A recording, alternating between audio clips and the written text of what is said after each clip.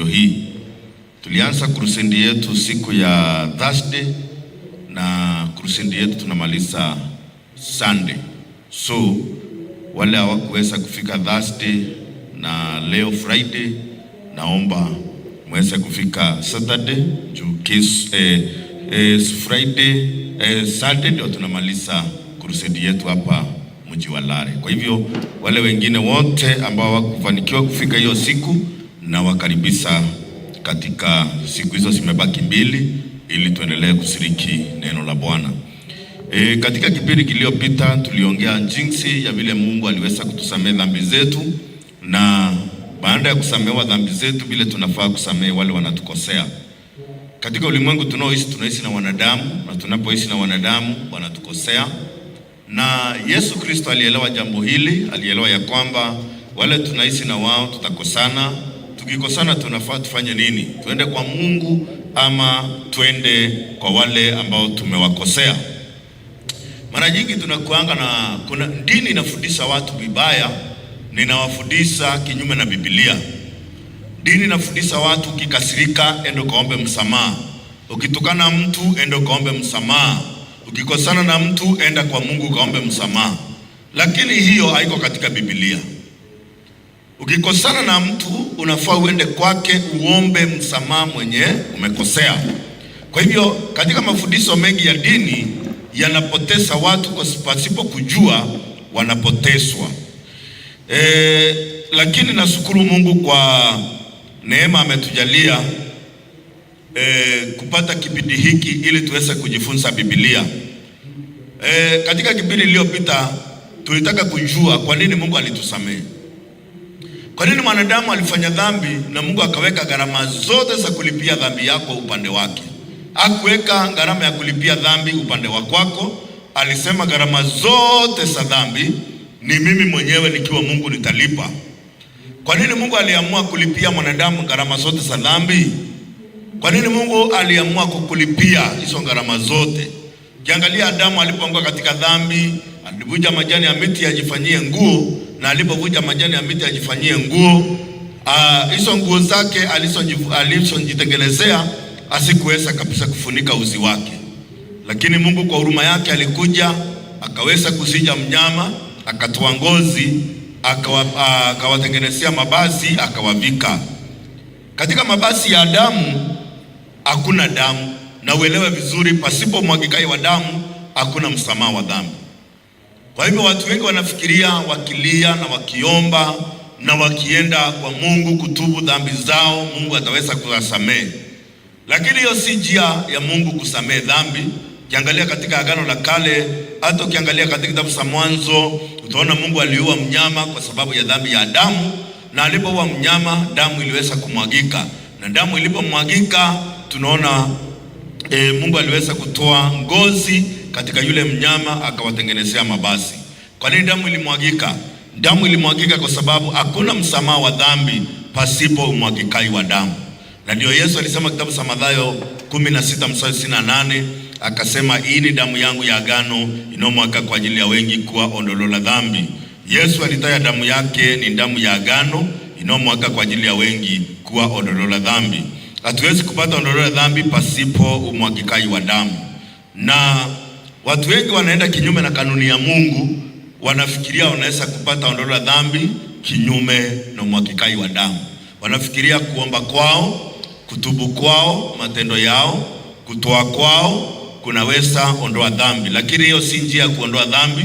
Ndio Mungu aliweka damu ndio njia ya kuondoa dhambi. Na ukiangalia kitabu cha Mambo ya Walawi 17 mstari wa 11, maandiko inasema, uhai wa mwili huu katika damu, na nimewapa hiyo damu juu ya madhabahu, maana hiyo damu ndio ifanyayo upatanisho kwa ajili ya nafsi. Kwa hivyo uhai wa mwili huu katika damu, na hiyo damu nimewapa juu ya madhabahu, maana hiyo damu ndio ifanyayo upatanisho. Kwa hivyo wakati damu ilipomwagika kuna uhai umetoka, kuna uhai umekufa. Kwa hivyo uhai unapokufa dhambi inalipiwa, kwa sababu Biblia inasema katika kitabu cha Warumi 6 mstari wa 23, maandiko inasema mshahara wa dhambi ni mauti, Hakuna vile ambavyo unaweza pata msamaha wa dhambi bila mauti kupatikana. Maana maandiko inasema, kwa maana mshahara wa dhambi ni mauti. Kwa hivyo mshahara wa dhambi ni mauti. Hakuna vile unaweza lipia dhambi wewe mwenyewe, labda ufe wewe mwenyewe. Lakini Mungu kwa upendo wake tunaona alilipia dhambi ya Adamu kupitia mnyama, na huyo mnyama anawakilisha mwanakondoo ambao Biblia inasema, kitabu cha Ufunuo inasema ni mnyama aliyechinjwa tangu kuwekwa msingi ya ulimwengu. Kiangalia kitabu cha Ufunuo 13 mstari wa 8, utaona maandiko Biblia inasema, na watu wote wakao juu ya nchi wakamshuhudia kila ambaye jina lake alikuandikwa katika kitabu cha uzima za mwanakondoo aliyechinjwa tangu kuwekwa msingi wa ulimwengu. Kwa hivyo ukiangalia hapa, mwanakondoo aliyechinjwa tangu kuwekwa msingi ya ulimwengu, na huyu mwanakondoo ndiye tunamuona akichinjwa na akitolewa ngozi ili Adamu aweze kupata mavazi. Na watu wengi wanaishi maisha ya Adamu. Dini nyingi sana zinaishi kufanya kazi ile Adamu alifanya. Adamu alipoona akouzi, alivunja majani ya miti akajifanyia nguo, kwa sababu maandiko inasema Mwanzo sura ya 3 mstari wa 7, wakafumbuliwa macho wote wawili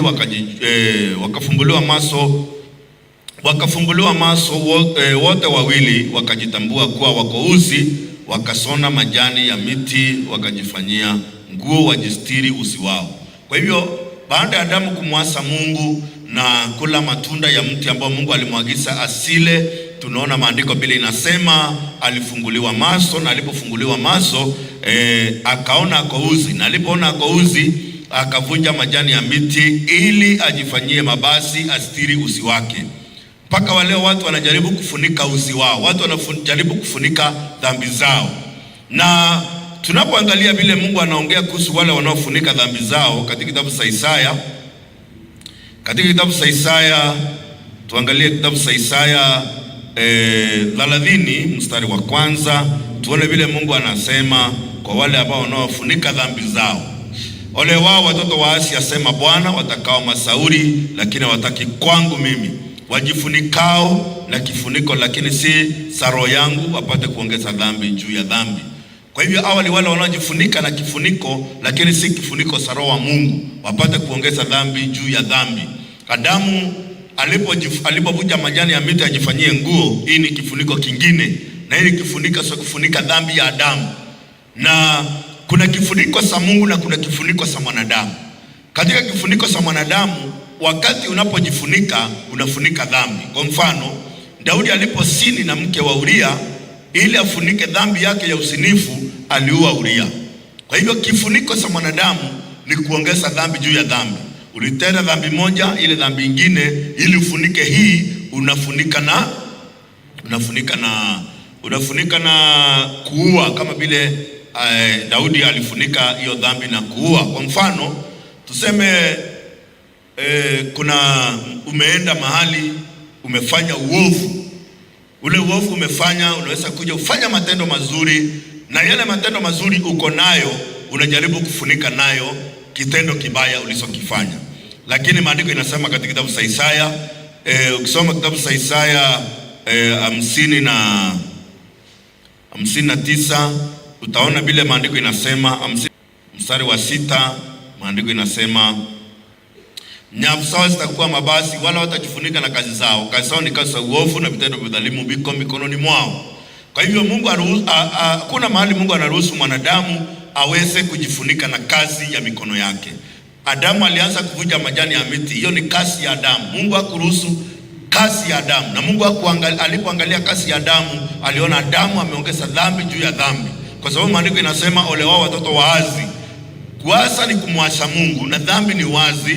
Kwa hivyo huyo mtu ako na uasi ndani ya moyo wake, anajaribu kufunika hiyo dhambi, na anapojaribu kufunika hiyo dhambi, maandiko inasema anaongeza dhambi juu ya dhambi. Anajifunika, lakini si kifuniko cha roho ya Mungu. Ukiangalia Adamu alipomwasi Mungu, alitumia kifuniko cha majani ya miti kufunika usi wake, lakini kuna kifuniko cha Mungu. Katika kifuniko cha Mungu, Mungu aliua mnyama, na alipoua mnyama tunaona aliweza kutoa ngozi, na alipotoa ngozi akatengenezea Adamu mabasi. Na kwa nini Mungu aliua mnyama? Mungu aliua mnyama kwa sababu mnyama ako na damu, na ile damu iliyomwagika ndio iliosha dhambi ya Adamu, na katika ngozi ya yule mnyama Adamu akapata mavazi. Haleluya!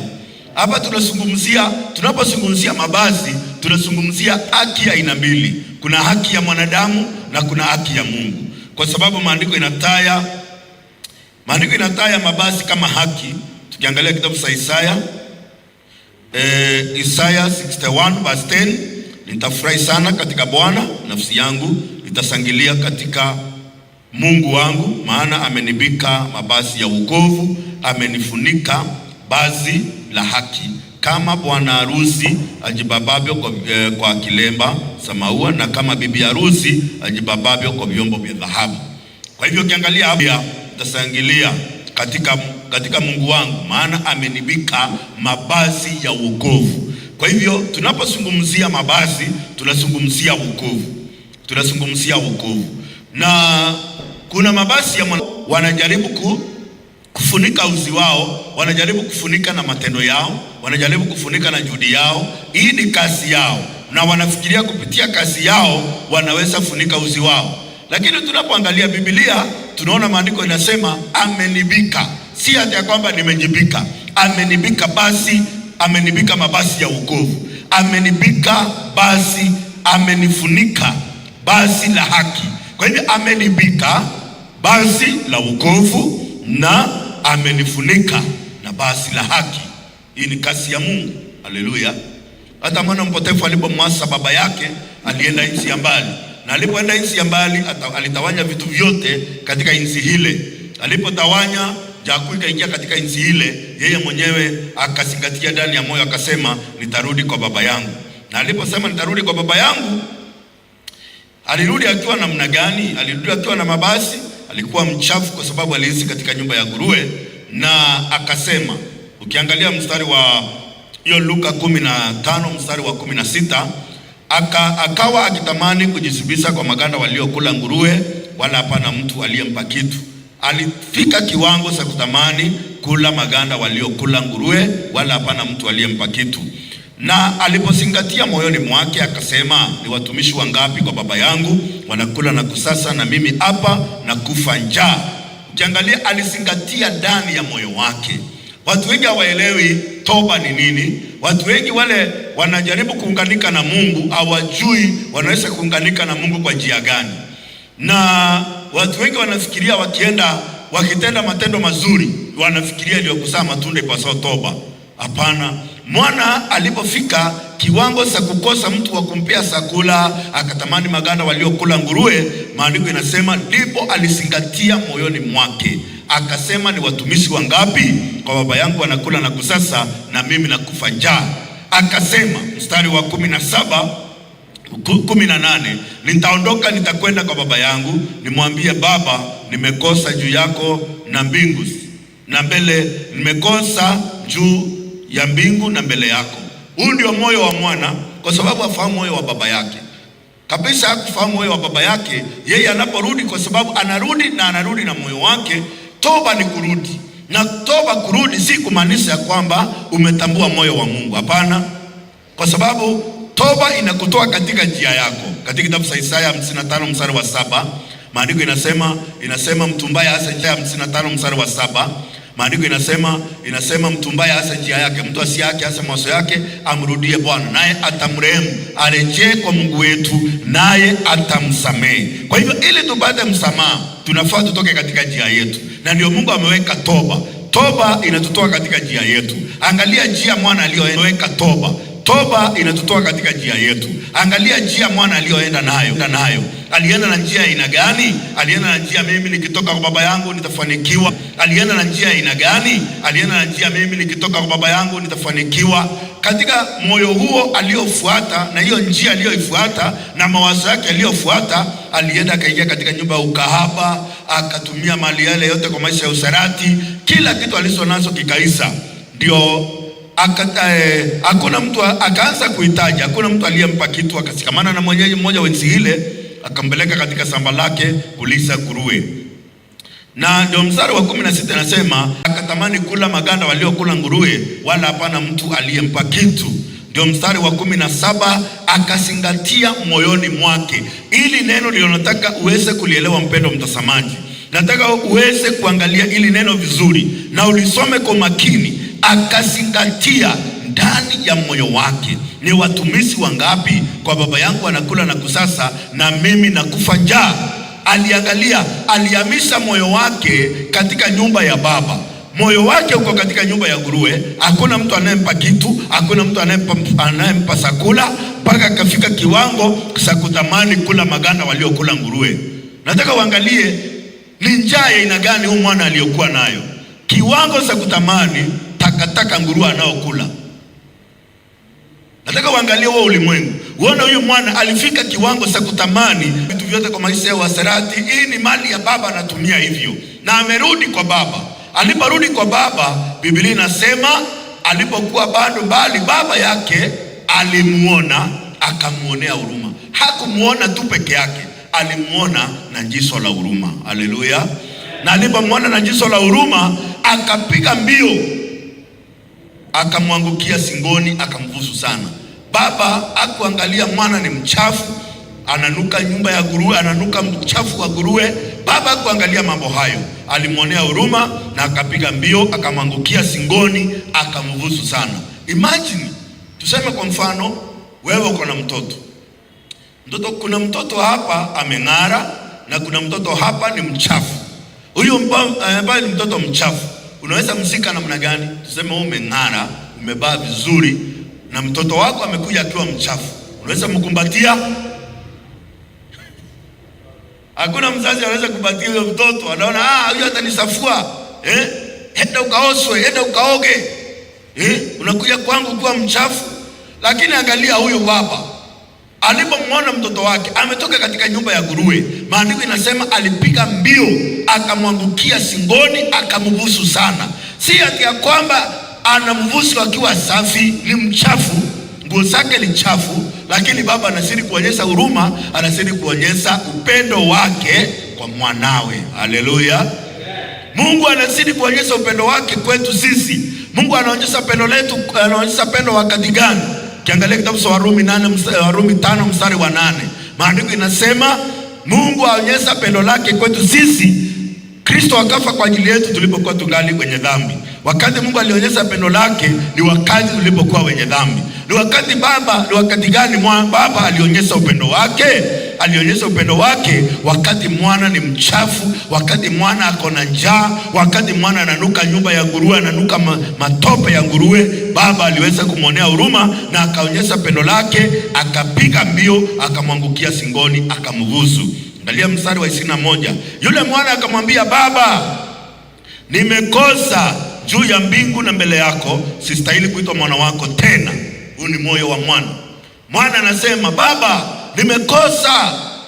nimekosa juu ya mbingu na mbele yako, sistahili kuitwa mwana wako tena. Je, baba aliweza kusikiza ombi la mwana? Hatuoni mahali baba alisema nimekusamehe. Kwa sababu gani? Kwa sababu baba alikuwa ameshasamehe mwana, na ndani ya moyo wake hana kinyongo na mwana. Ndio unaona anapiga mbio, anamwangukia singoni, anambusu. Kwa sababu gani? Ndani ya moyo wake alisamehe mwana wake. Amen. So mwana ndiye ayasamehewa, mwana ndiye ayapokea msamaha wa baba, kwa sababu awaya kutana na baba. Ndio Mungu ameweka toba. Toba ni kurudi kwa Mungu. Unaporudi kwa Mungu ndio unaweza kuelewa moyo wa Mungu. Unaweza kuelewa Mungu alikusamehe lini. Hakukusamehe siku ile umerudi, alikusamehe hata siku ile ulitoka. Baba alisamehe mwana siku ile alitoka katika nyumba yake. Na ukiangalia hapa maandiko inasema namna gani? Maandiko inasema baba akamwambia baba, sistahili kuitwa mwana wako tena. Huyu ni baba, ni mwana anaambia baba, sistahili kuitwa mwana wako tena. Baba akasema namna gani? Mstari 22, lakini baba aliwaambia watumwa wake, lileteni upesi basi lilo bora, mkamubike na mtieni pete kidoleni na viatu miguuni. Baba alisema namna gani? Baba aliposikia mwana anasema hastahili kuitwa mwana wako tena, baba aliposikia mambo hayo alisema namna gani? Leteni basi lilo bora. Kusema leteni ina maana gani? ina maana ya kwamba tayari basi limewekwa tayari, baba anangojea mwana arudi. Tayari Mungu ameshaandaa wokovu, ameshaandaa haki kwa ajili yako. Kile Mungu anatarajia kutoka kwako ni ufikie toba, urudi, na unaporudi anasema leteni basi lo bora mkamubike. Haleluya. Tayari mabasi yako yako tayari, pete yako iko tayari, viatu vyako viko tayari, kila kitu kiko tayari. Mungu ameshaandaa kwa ajili yako, ni wewe ufikie toba, urudi, na unaporudi unaanza kuelewa moyo wa Mungu. Haleluya. Ndio unaona hapa maandiko inasema namna gani? Maandiko inasema leteni basi lililo bora mkamubike. Si ajibike, mkamubike. Kwa sababu mwana alipojifanyia kazi alishindwa. Sasa ni baba anafanya kazi na neno lake. Pia wewe hiyo kazi yote umefanya ili upate msamaha wa dhambi imeshindikana. Hapo ndio Mungu mwenyewe anaanza kukufanyia kazi kupitia neno lake. Anasema leteni basi lo bora mkamubike, leteni viatu mkambalise, leteni pete ya kudhibitisha huyu ni mwanangu. Haleluya. Hii ni pete inadhibitisha huyu ni mwanangu. Kwa hivyo tunapoangalia vile Mungu anafanya kazi na vile Mungu anatufanyia kazi, ni wakati ambao tumefika mwisho. Wakati hatuwezi kufanyia chochote, Mungu anaanza kutufanyia kazi.